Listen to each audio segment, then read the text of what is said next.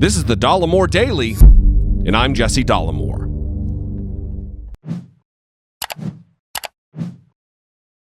As you've surely already heard, Jeffrey Epstein has been arrested and indicted for sex trafficking young girls.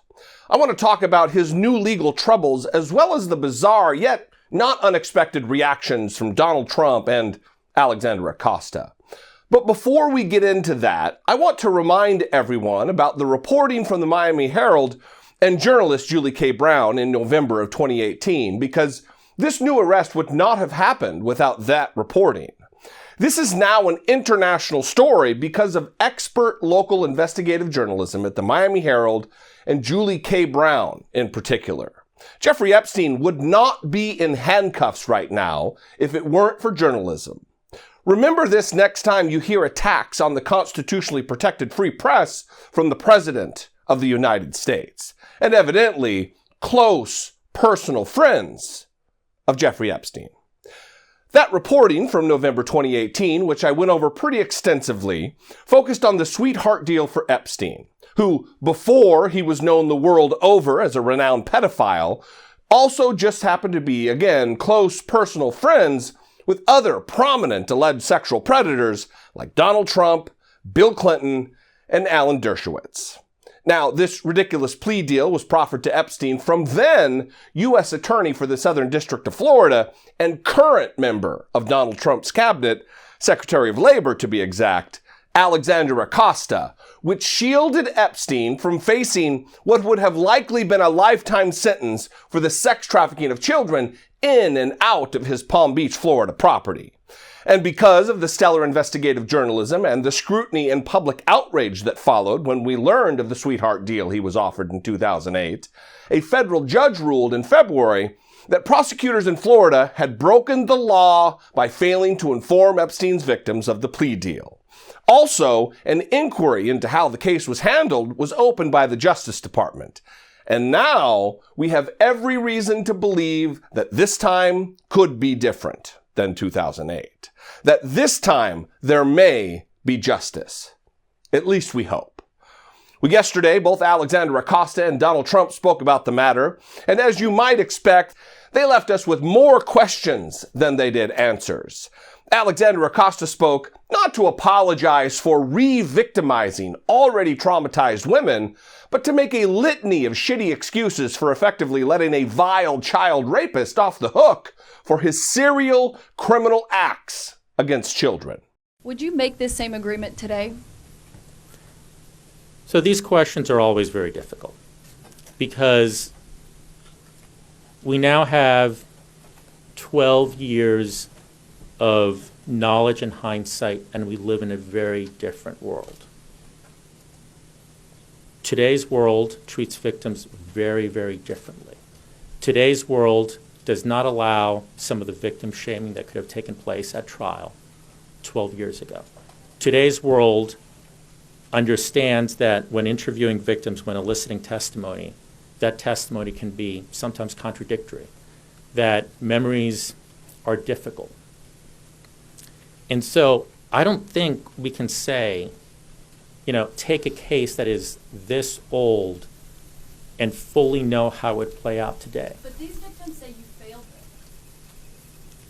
them. I understand what the victims say, and I'm not here to try to say that I can stand in their shoes or that I can address their concerns. I'm here to say we did what we did because we wanted to see Epstein go to jail. He needed to go to jail. But he was out of jail. He needed found out about this agreement. He needed to go to jail. And that was the focus. John Fund. Okay, well, first, ugh. And second, cosplay Ichabod Crane over here is a liar. The world hasn't realigned in its thinking about child rape since he let Jeffrey Epstein off the hook. There was voiced outrage at the time of the plea deal. And for him to stand there and say that Epstein needed to go to jail, well then, Mr. Secretary, why did you personally craft a deal where Jeffrey Epstein, after serially raping children, only spent 13 months sleeping at night in a county jail facility? 13 months having work release privileges, where he would wake up and go to his office, or he could just live life like a regular non-child rapist, and then only go back to jail to sleep. And then, why did you orchestrate a non-prosecution agreement which ended an FBI probe into whether there were possibly more victims and more perpetrators in the case? And why, instead of the child rape and sex trafficking charges, did you create a situation in which Epstein pleaded guilty to only 2 state charges of soliciting prostitution? This is another situation where these nonsense answers were not for the majority of clear-thinking Americans, but for the MAGA base who don't care about the truth, but only for how much propaganda they can quickly cram down their gullets. And then there was Donald Trump, who talked about this situation yesterday with great sympathy. Great sympathy, not for the victims for whom justice was denied, but for Alexander Acosta. He actually said with his stupid puckered butthole of a mouth that he feels bad for Alexander Acosta. So I feel very badly actually for Secretary Acosta, because I've known him as being somebody that works so hard and has done such a good job. I feel very badly about that whole situation. I refuse to grow accustomed to the depravity of this scumbag and his vile, brazen lies. And speaking of lies, listen to Trump try to put distance between himself and his friend, Jeffrey Epstein. Okay, anybody else? Well, I knew him like everybody in Palm Beach knew him. I mean, people in Palm Beach knew him. He was a fixture in Palm Beach.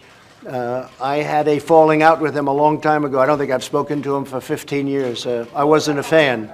I was not, a long time ago. I'd say maybe 15 years. I was not a fan of his. That I can tell you. I was not a fan of his. Liar. You were not a fan of his? Yeah, Donald Trump was such a non-fan of his that he said in an interview with New York Magazine that I've known Jeff for 15 years. Terrific guy. He's a lot of fun to be with. It is even said that he likes beautiful women as much as I do, and many of them are on the younger side. No doubt about it, Jeffrey enjoys his social life. And apparently, he liked his social life with Donald Trump, because in 1992, Donald Trump requested a party be thrown under the guise of a calendar girl competition where 28 girls were flown in for the occasion, and at which, other than the 28 girls, only Donald Trump and Jeffrey Epstein were present. From the New York Times, quote, I arranged to have some contestants fly in, Mr. Hurrenay recalled in an interview on Monday. At the very first party, I said, who's coming tonight? I have 28 girls coming. It was him and Epstein. Mr. Hurrenay, who had just partnered with Mr. Trump to host events at his casinos, said he was surprised. I said, Donald, this is supposed to be a party with VIPs. You're telling me it's you and Epstein? And later, he voiced his concerns directly to Trump about Epstein being a filthy creeper. I said, look, Donald, I know Jeff really well. I can't have him going after younger girls. He said, look, I'm putting my name on this. I wouldn't put my name on it and have a scandal. Mr. Hurrenay said he pretty much had to ban Jeff from my events. Trump didn't care about that. But do you expect anything different from the alleged sexual predator in chief? I don't. Which brings me to this tweet the other day from the editor-in-chief of the Daily Beast, Noah Shachtman, who tweeted this, warning, I guess you'd call it. I'm seeing lots of folks on the left and the right who seem absolutely sure that Epstein is going to give up their political enemies. Hot tip. He's just as likely to give up your allies. And while I think I understand what he's clumsily saying here, you're not an ally if you brutalize children. I hope they're all outed. Every single one of these alleged sexual predators. Donald Trump, Bill Clinton, Alan Dershowitz. I don't care if they're Republican or they're Democrat or apolitical. If they're implicated in the sexual abuse of children, they should die in prison. This isn't about scoring points for one's team. This is about justice for kids.